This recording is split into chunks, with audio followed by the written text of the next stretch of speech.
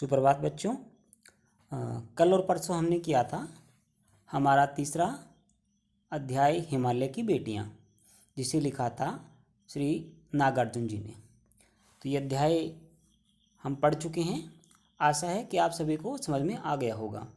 फिर भी आप में से किसी छात्र छात्रा को इस अध्याय को समझने में कोई भी समस्या है तो आप YouTube पर या WhatsApp पर कमेंट ज़रूर करें, जिससे मुझे पता चल सके कि आपको ये अध्याय कहाँ तक समझ में आया। ठीक है ना। अब ये अध्याय तो हम कर चुके हैं। अब इस अध्याय के आ जाते हैं प्रश्नोत्तर। इसमें अपना अभ्यास के प्रश्न हैं, लेख से आगे के प्रश्न हैं, अनुमान कल्पना के प्रश्न हैं, भाषा का अध्ययन के प्रश्न हैं। ठीक है ना। तो इन प्रश्नों को हम थोड़ा थोड़ा करके अपना प्रारंभ करते हैं और इन प्रश्नों को समझने आपको आसानी रहेगी, इसलिए मैंने इनका PDF वर्जन भी तैयार किया है और आपको लिखने में तो बिल्कुल भी समस्या नहीं आएगी। और ये बात ध्यान रखना, कभी भी अपने ऊपर लिखने का दबाव मत मानना। आप आराम से बैठकर किसी भी समय जब आप बिल्कुल फ्री हो, माइंड फ्रेश हो, आराम से बैठ कर लिखना। ठीक है ना। आप पर किसी प्रकार का कोई भी दबाव नहीं है कि आपने ये प्रश्न लिखने हैं। और समस्या इसलिए भी नहीं आएगी क्योंकि इन प्रश्नों के उत्तर मैंने साथ साथ में लिखे हुए हैं। आपको ये PDF वर्जन मिल जाएगा। ठीक है ना। तो अभी हम अपना अध्याय प्रारंभ करते हैं, इसके प्रश्नोत्तर प्रारंभ करते हैं। तो अध्याय का नाम हिमालय की बेटियां। पहला प्रश्न है अभ्यास का अपना। क्या प्रश्न है? नदियों को माँ मानने की परंपरा हमारे यहाँ काफ़ी पुरानी है, लेकिन लेखक नागार्जुन और किन किन रूपों में देखते हैं। ठीक है ना। अब प्रश्न क्या हो गया कि हम नदियों को प्रारंभ से ही, प्राचीन काल से ही माँ मानते हैं, लेकिन लेखक ने माँ के अलावा नदियों को और क्या क्या कहा और किस रूप में उन्हें माना है। अब आपको ये प्रश्न बिल्कुल आराम से समझ में इसलिए आ जाएगा क्योंकि साथ में मैंने इसका उत्तर भी लिख दिया है। ठीक है ना। अब उत्तर क्या रहेगा? लेखक नदियों को माँ मानने की परंपरा से पहले इन नदियों को स्त्री के अर्थात महिला के, ये स्त्री शब्द तत्सम शब्द है। तत्सम शब्द संस्कृत भाषा का शब्द है। नदियों को स्त्री के सभी रूपों में देखता है, जिसमें वो उसे बेटी के समान प्रतीत होती है। इसलिए तो लेखक नदियों को हिमालय की बेटी कहता है और हमारे अध्याय का नाम भी क्या है? हिमालय की बेटियां। ठीक है ना। तो माँ के अलावा क्या माना? बेटियां माना। किसे? नदियों को। आगे क्या लिखता है लेखक? कभी वह इन्हें प्रेयसी की भांति प्रेममयी कहता है। प्रेयसी समझ गए ना कि हम जब किसी से प्यार करते हैं, जैसे गुरु शिष्य का रिश्ता हो गया, भाई बहन का रिश्ता हो गया। ठीक है ना। कभी वह इन्हें प्रेयसी की भांति प्रेममयी कहता है, अर्थात प्रेम करने वाली कहते हैं। जिस तरह से एक प्रेयसी अपने प्रियतम से मिलने के लिए आतुर है, उसी तरह से नदियाँ सागर से मिलने को आतुर है। ठीक है। इसका अर्थ आपको समझ में आ गया होगा ना, कि जैसे आपने फिल्मों में देखा होगा ना, जो नायिका होती है, ठीक है ना, या जो नायक होता है, वे एक दूसरे से शादी करने के लिए और मिलने के लिए उत्सुक होते हैं। उसी प्रकार से यहाँ पर फिल्मों का हीरो, नायक किसे माना गया है? सागर को, समुद्र को, महासागर को। और प्रेयसी किसे माना गया है? नदियों को। ठीक है ना। आगे लिखते हैं, तो कभी लेखक को उसमें ममता के स्वरूप में बहन के समान प्रतीत होती है, जिसके सम्मान में वो हमेशा हाथ जोड़े, शीश झुकाए खड़ा रहता है। ठीक है ना। तो अब अंतिम पंक्ति में लेखक ने क्या कहा कि वो नदियों को बहन के रूप में भी देखता है। और जब हमने अपना अध्याय समाप्त किया था ना, तो अध्याय के अंत में क्या था? 5 से 6 पंक्तियां लिखी हुई थी, एक कविता थी, एक गीत था। वो गीत किसके बारे में था? बहन को प्रतीत करता था। कौन सी नदी को? सतलुज नदी को। जय हो सतलुज बहन तुम्हारी। याद आया ना आप सभी को? तो ये था हमारा पहला प्रश्न। मैं दोबारा फिर दोहरा देता हूँ। पहले प्रश्न में पूछा था कि लेखक ने नदियों को माँ कहा है और ये पुरानी परंपरा है। माँ के अलावा क्या क्या कहा? तो माँ के अलावा बहन कहा, बेटी कहा, प्रेतमा भी कहा है। ठीक है ना। आशा कि आपको ये पहला प्रश्न समझ में आ गया होगा। अब हम चलते हैं हमारा आज का दूसरा और यानी कि द्वितीय प्रश्नोत्तर। दूसरा प्रश्न है, सिंधु और ब्रह्मपुत्र की क्या क्या विशेषताएं हैं। अगर आप लोगों ने पाठ अच्छे से समझा है, पढ़ा है, तो आप इसको आराम से पढ़ सकते हो, बता सकते हो, लिख सकते हो। तो सिंधु नदी है जो अपना तिब्बत कश्मीर से होती हुई अपना पाकिस्तान पंजाब में होती है, अरब सागर में गिर जाती है। और दूसरी नदी कौन सी है? ब्रह्मपुत्र अपनी, ये तिब्बत से होती हुई सिक्किम के रास्ते होती हुई कहाँ से? असम में जाके फिर उड़ीसा से होती कहाँ चली जाती है? बंगाल की खाड़ी में, बे ऑफ बंगाल में, ठीक है ना। तो इन नदियों की क्या क्या विशेषताएं लेखक ने बताई है। अब इनको मैंने पॉइंट बनाकर लिखा है, आपको लिखने में आसानी होगी, याद करने में आसानी होगी। तो क्या उत्तर रहेगा? सिंधु और ब्रह्मपुत्र ये दोनों ही महानदी है। आप समझ गए ना, महानदी, महानद, महा मैंने महान, बड़ी, नदी मैंने नदी, ठीक है ना। अर्थात ये नदियाँ बहुत बड़ी नदियाँ हैं। भारत की सबसे बड़ी नदियों में से ये दो नदियाँ महत्वपूर्ण हैं। छोटी छोटी नदियाँ मिलकर इसमें समा जाती है और आखिर में समुद्र में गिर जाती है। तो पहला पॉइंट क्या हो गया? दोनों बड़ी नदियाँ हैं। दूसरा पॉइंट क्या है? इन दोनों महानदियों में सारी नदियों का संगम होता है। आगे ना सच में अभी आपको मैंने जो बताया वही है कि इन दोनों महानदियों में सारी नदियों का संगम होता है। अब संगम क्या है? अपना संस्कृत का शब्द है। संस्कृत को शब्द को क्या बोलते हैं हम?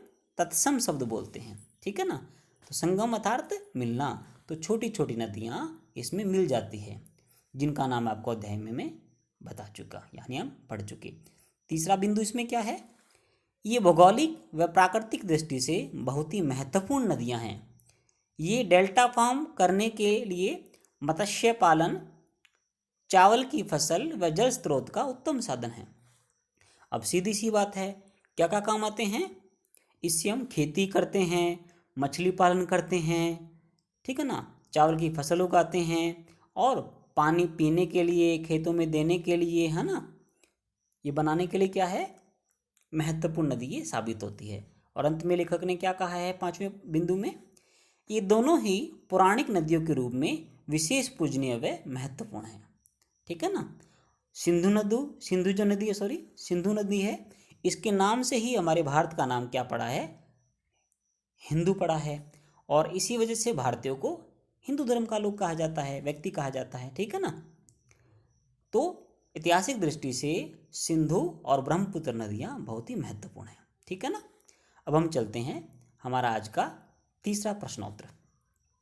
प्रश्न है, काका केलकर ने नदियों को लोक माता क्यों कहा है? अब ये प्रश्न है कि जो काका केलकर लेखक हैं, ये एक लेखक हैं भाई, इन्होंने नदियों को लोक माता, लोक अर्थात विश्व संसार, माता माँ क्यों कहा है? बिल्कुल आसान है, ये हमने विशेष तौर पर पाठ में किया था। इसका उत्तर भी आसान मैंने लिखा है साधारण तौर पे, इसको पढ़ लेते हैं। तो उत्तर क्या रहेगा? नदियों को लोक माता कहने के पीछे काका केलकर का नदियों के प्रति सम्मान है। अर्थात वो नदियों को सम्मान की दृष्टि से पूजते हैं, सम्मान करते हैं, देखते हैं, अभिवादन करते हैं, क्योंकि ये नदियाँ हमारा आरंभिक काल से ही माँ की भांति भरण पोषण करती है। समझ गए ना कैसे? मैंने आपको बताया था विश्व की जो बहुत पुरानी सभ्यताएं हैं, जो पुरानी सभ्यताएं हैं जिनको आप इतिहास में अपने सामाजिक विज्ञान में पढ़ चुके हैं, जैसे भारत की सिंधु घाटी की सभ्यता, है ना, और मिस्र की सभ्यता जो कि नील नदी किनारे पर बसी है, भारत की सभ्यता सिंधु नदी किनारे पर बसी है, इसलिए इनका महत्वपूर्ण है। माँ की तरह हम लोगों को इसने जन्म दिया है। आगे क्या कहता है लेखक? ये हमें पीने के लिए पानी देती है, बिल्कुल बिल्कुल सही बात है। तो दूसरी तरफ इसके द्वारा लाई गई उपजाऊ मिट्टी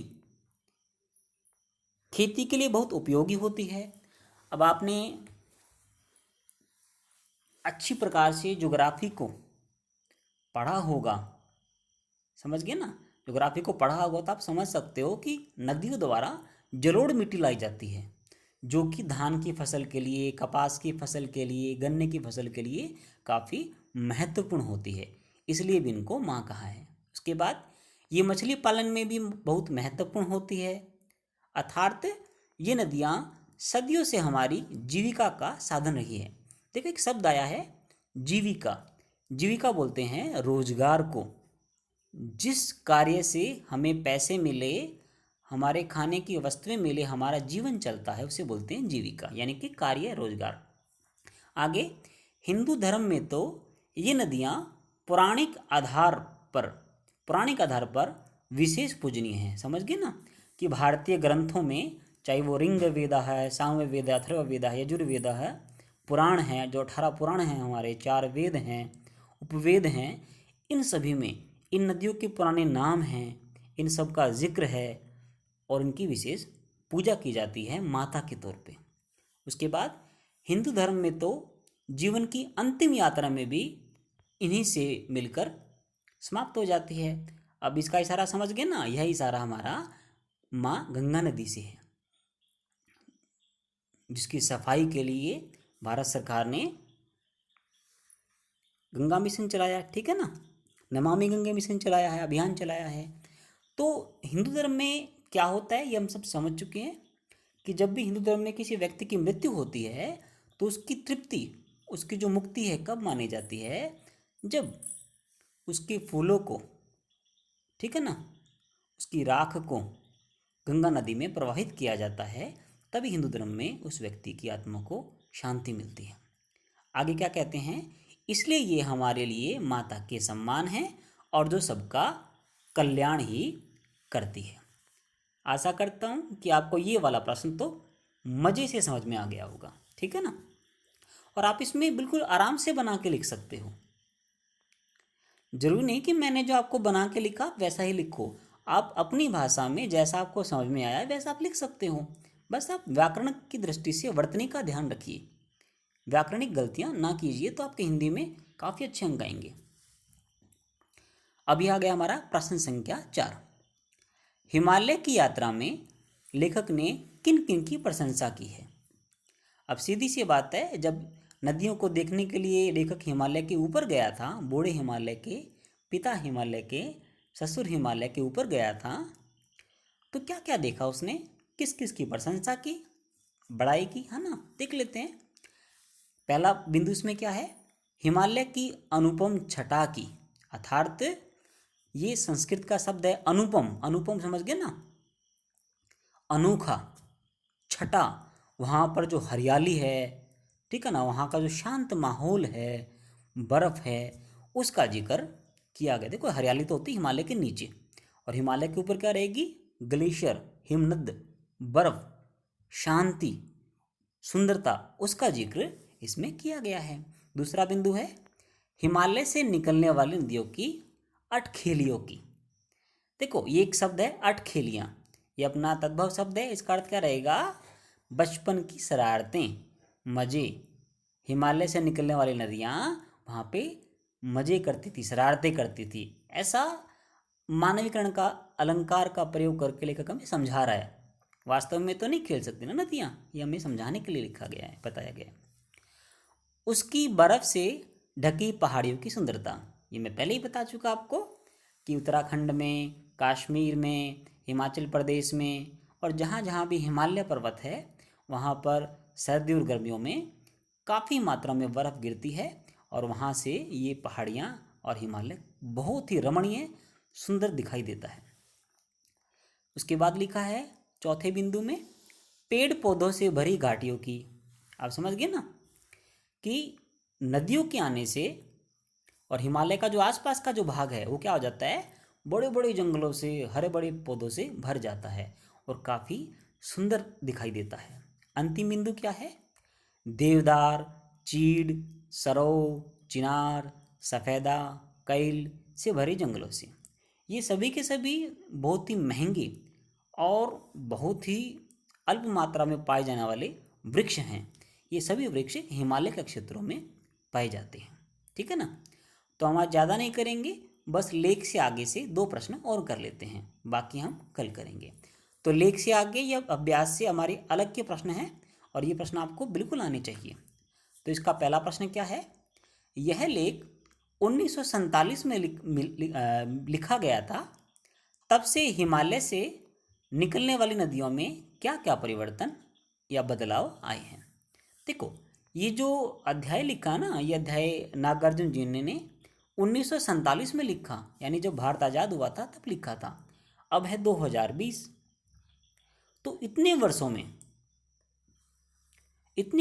इन नदियों में क्या क्या परिवर्तन आए, क्या नई चीज़ें जमा हो गई, इनमें जुड़ गई, और क्या इनसे निकल गया। जो भी कुछ हुआ वो अपने शब्दों में बना के लिखना है। तो पढ़ लेते हैं क्या लिखा है। 1947 के बाद से आज तक नदियाँ उसी प्रकार हिमालय से बह रही है, लेकिन अब हिमालय से निकलने वाली नदियाँ प्रदूषण का शिकार हो चुकी है।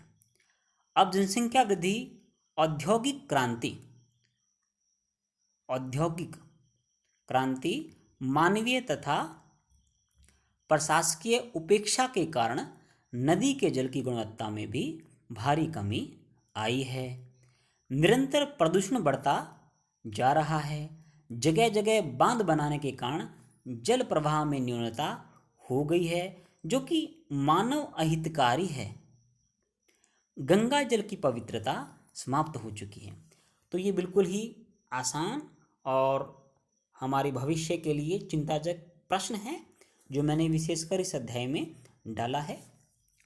अब इस प्रश्न के द्वारा हमें लेखक बता रहा है कि 1947 के बाद परिवर्तन क्या हुआ। नदियाँ तो वहीं से निकली है, लेकिन उनका जो पानी है पहले की तरह पवित्र और गुणवत्ता वाला नहीं रहा।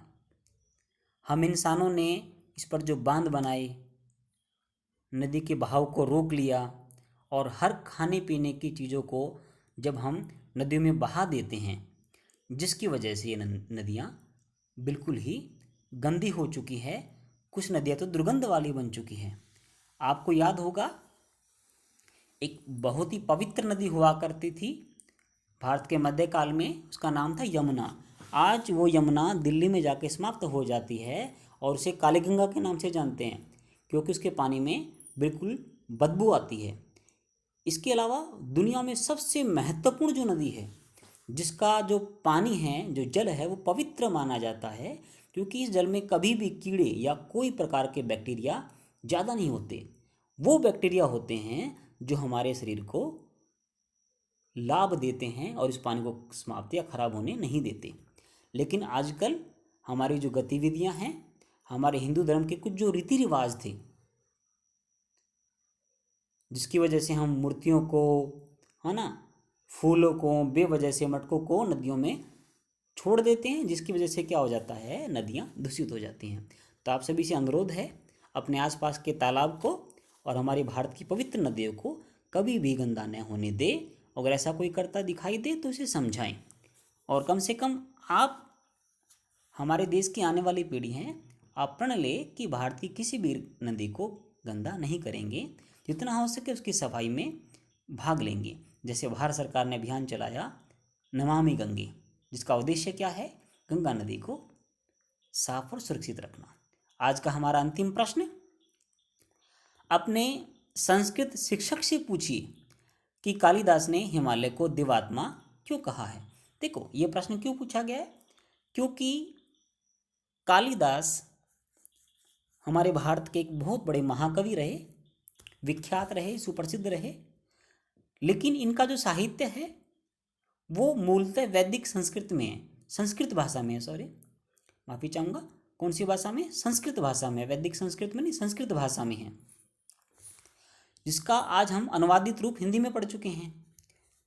तो उसमें क्या लिखा है, हिमालय पर्वत पर देवात्माओं का वास माना जाता है, ऋषि मुनि यहाँ तपस्या करते हैं, इसलिए कालिदास ने हिमालय को देवात्मा कहा है।